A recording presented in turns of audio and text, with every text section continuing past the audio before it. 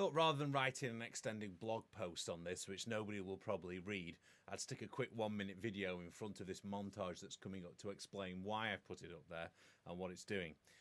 I'm one of these people who loves watching things on Discovery Channel about how things are made. I love seeing my favourite saxophone players, musicians. That's not to say saxophone players aren't musicians, by the way. But I love seeing how things are made. I love those documentaries you see when people are back in the studio and things like that. So I thought I'd stick something up of myself and a great friend of mine, John Bowen. John's a composer and piano teacher and pianist in Shropshire over in the west of England. And he was also my GCSE music teacher many, many years ago. John wrote this suite about 4 or 5 years back now, and we've never really had a chance to sit down and do some work on it. One of the things to remember or to be aware of over the years, composers have very rarely gone straight in to doing particularly concertos or small pieces for smaller ensembles with just what they've put on paper. They often take it in and workshop it with other musicians, especially if they've dedicated it to somebody, because they want them to sort of have a little bit of ownership as well, because the composer wants the dedicatee, if that's a correct word, to play the piece quite a lot. So John dedicated this suite to me. I was very honoured, and so we had a few glasses of wine after our dinner, and we decided we'd sit down and we'd just try and work through it. One of the things I wanted to do was put a solo space in the first opening piece, the Blues Prelude. And the other thing, in the second movement, we wasn't sure exactly whether it should be on tenor sax or on soprano.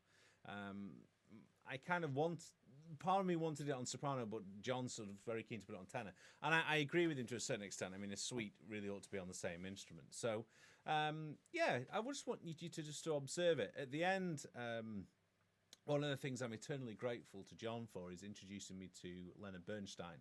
Well, in his music. Bernstein unfortunately passed away before I was the age of 10.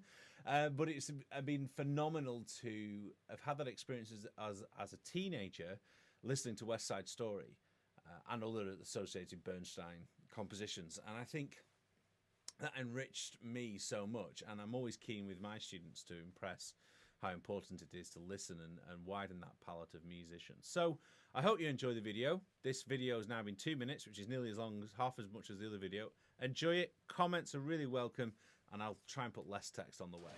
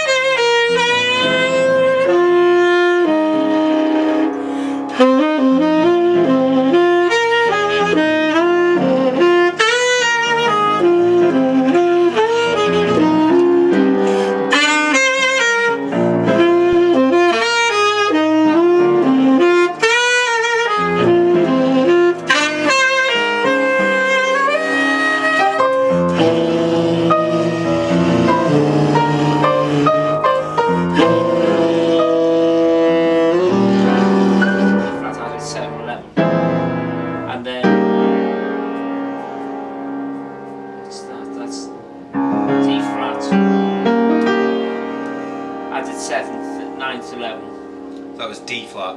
Yeah. Those are the chords.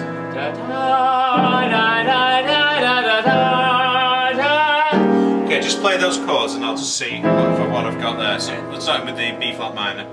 3.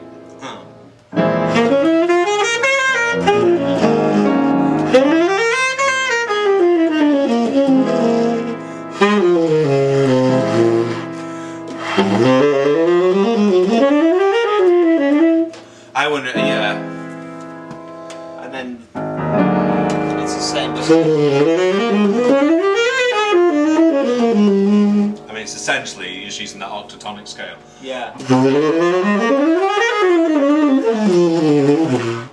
Over that there. It's back to the B flat. Yeah. Okay, we just yeah. D flat. We just strike up with a time, and then I'll just try and see what I'm good at. 2, 3, 4.